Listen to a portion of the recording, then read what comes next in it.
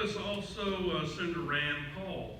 Senator Paul was first elected in 2010. He is in his second term. Senator Paul serves on the Foreign Relations Committee. He also serves on Health, Education, Labor, and Pension Committee, Homeland Security, and Government Affairs, and also Small Business and Entrepreneurship. Please make welcome our Senator from Kentucky, Senator Rand Paul.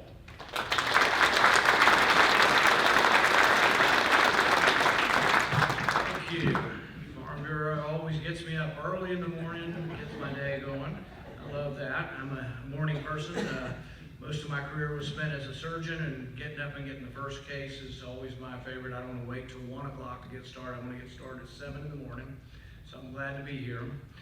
There's never, ever probably been a better time to be alive than now. And you say, well, that's crazy. Well, never? Absolutely. Never, ever been a better time to be alive. Just look at what we've got. Look at how wealthy a country we have. Look at how long we're living. Look at the infant mortality's done this. Childhood mortality's done this. In 1900, the average life expectancy was about age 45. About a third of children died, not just at childbirth, but in infancy. You remember how you had a big farm family and there were 10 kids and 5 of them would die before age 10? That doesn't happen anymore. For most of the history of the world, people lived at a subsistence level. What does that mean? They just lived from hand to mouth. That's it. You just barely survived. That was the history of the world until recent times. In 1820, sort of at the beginning of the industrial age, 90% of the world lived in poverty, as defined as extreme poverty, lived on $2 a day. We do that in constant dollars, and you say, well, what's it like now? Well, when I was born in the early 1960s, it had gone from 90% extreme poverty to a third of the world. Not just the US, a third of the entire world living in extreme poverty. Today, it's less than 10%. You don't hear that on the news. On the news, you just hear how terrible it is, how rotten things is, how everybody's yelling at each other. And God forbid you go on Twitter. Everybody on Twitter hates each other. But the thing is we really live in the best of times.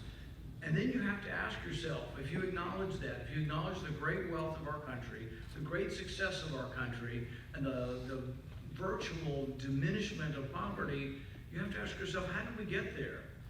You know, what was the economic system? What type of government did we have to get there? And without question, it's an economic system that leaves you alone. It's a system of capitalism. It's a system of private property. We know that. There's not anybody in here who's going to say, oh, well, maybe we should collectivize the farms. What if everybody owned the farms? Do you think we'd have hard work on the farms anymore? No, that's what the Russians did.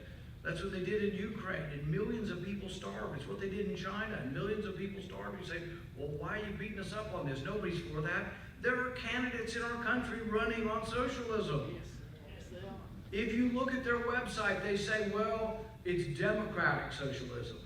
But they still say they're going to take over the property. They're going to take over certain industry, and the government's going to own it. We're all going to own it together, which means nobody's going to own it. Which means nobody's going to work hard for it because it's not theirs. Think about what we've done in our country. The population of the world, I think, has doubled in my lifetime. But you know what? We grow a ton of food. We grow a ton of food on, I think it's only 10% more land is used since I was a kid. Why? Because we used our brains. We're smart. We began modifying seeds so that we can grow more per acre. We do things in an incredibly smart fashion. But we have to understand where it came from. It's not just an accident. Prosperity is not just this sort of inevitable thing that goes on. It happens because of capitalism and private property, and you work hard because you're working for you and your family. Adam Smith.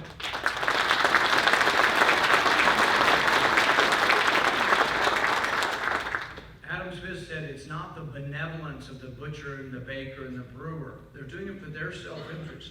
What you have to do is you align your self-interest with someone else, and you trade your goods for something you want. Somebody wants your goods. We have to realize that. We need to be very, very careful we don't let go of it and that we do understand it. It's important for the next generation. I became concerned, and my wife and I became very concerned last fall and for the last year or two really, that these surveys of young people were showing that over half of the young people thought socialism might be a good thing to try. So we actually wrote a book. It's called The Case Against Socialism. And in it, we talk about the different historic examples, because some of you are young people, they don't know who Mao was. They don't know that 50 million people died from a government-induced famine in the late 1950s. Stalin, they've not heard of Stalin. Hitler, they don't remember Hitler was a socialist as well. Pol Pot, Castro, you've seen in the news, there's a certain candidate, we won't mention any names, Bernie Sanders, who's saying Castro wasn't that bad. Well, tell that to the Cuban Americans who fled Castro that he wasn't that bad. I think it's really important to know, because it's one thing, we all sort of viscerally know what a great country we have, but to know why and to make sure we preserve that. On a couple of specific items where I sit down that my office is working on and I'm working on with agriculture, we discussed a little bit with your previous speaker about immigration and workers. We've had an H-2A bill for several years now, and I was of the theory we're having trouble passing comprehensive changes, so let's work on narrow changes to immigration. So we did a bill just on H-2A. I still think it's a great bill. We haven't gotten it through yet, but if you like the bill, try to help us. It'd be great if it were officially endorsed by the Farm Bureau. And this is a bill that just makes the H-2A program work better. You get multiple year visas, we digitalize it. Basically, it should be seamless to get reapproved, particularly if you're using the same workers. We had one farm family in Kentucky a year or two ago that had 19 workers, and then they were gonna bring them back, the same 19 workers, and the State Department held them up until the crop never was planted. And the farmer lost a whole season.